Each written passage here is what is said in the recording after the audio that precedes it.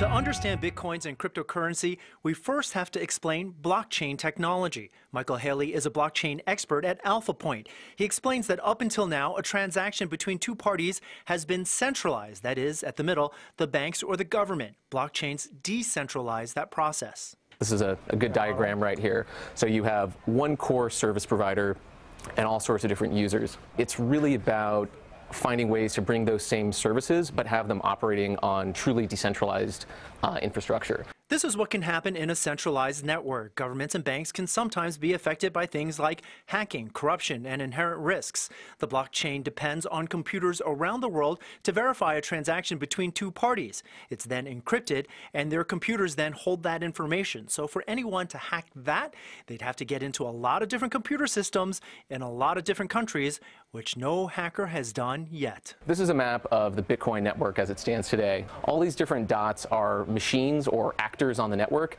that are storing all the data and doing all the transactions.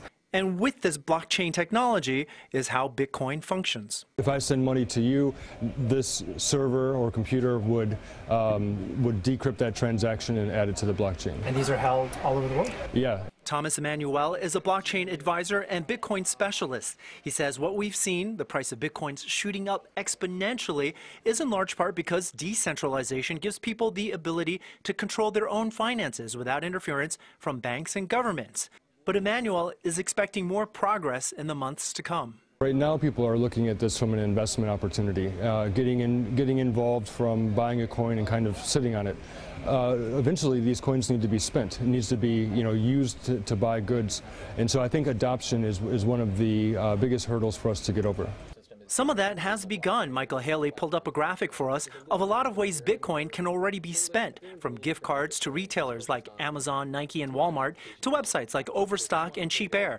Even the Sacramento Kings are accepting Bitcoin for everything from tickets to jerseys to hot dogs. So when you think Bitcoin, think digital money. And just as importantly, think about the blockchain technology behind it. Everyone needs to start experimenting and learning a little bit about the space. Think about early 90s and computers. Well, it's not necessary to know everything that's going on right now, but it's good to keep an eye on because it could become something that shapes our life.